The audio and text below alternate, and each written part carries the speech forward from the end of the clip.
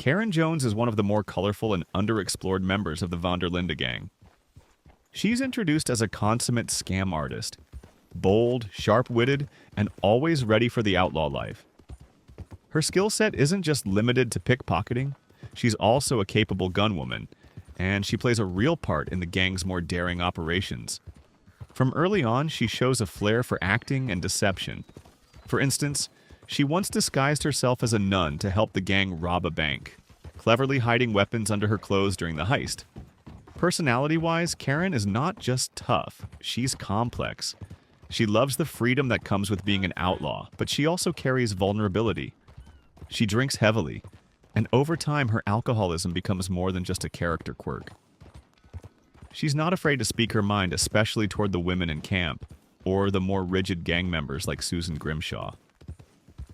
Her boldness and drinking often mask deeper pain, particularly after she loses people she cares about. One significant relationship in Karen's life is with Sean McGuire. They have a brief romance, but when Sean dies, Karen's grief appears to spiral her further into alcohol. That loss seems to be a turning point for her. Without Sean, she loses more than just a lover. She loses a stabilizing presence, and her dependence on booze intensifies.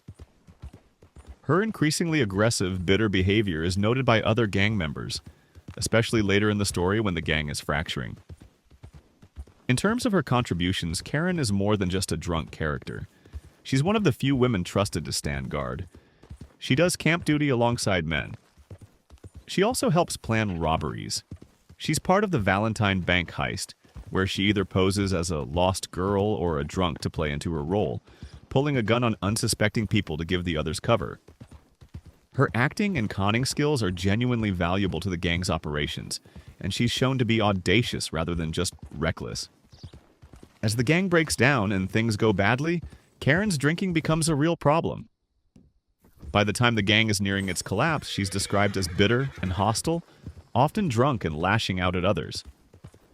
Her downward spiral seems tied not just to the violence around her, but to her own grief and disillusionment. In Chapter 6, she leaves the gang along with Mary Beth, Tilly, and others, stepping away from the chaos. What happens to Karen afterward? That's where things get murky. Her fate is never definitively shown in the game. There's no cutscene or mission that wraps up her story. According to Tilly, by the epilogue, the prevailing theory is that Karen drank herself to death. Many fans take this as bittersweet. She disappears from the public eye, her life ending quietly yet tragically. Some sources even suggest she might have died between 1899 and 1907. That lack of closure makes her character all the more poignant. She doesn't get a grand farewell or a heroic exit, but rather a personal tragedy that feels deeply human. Part of what makes Karen Jones such a compelling character is that she doesn't fit neatly into archetypes.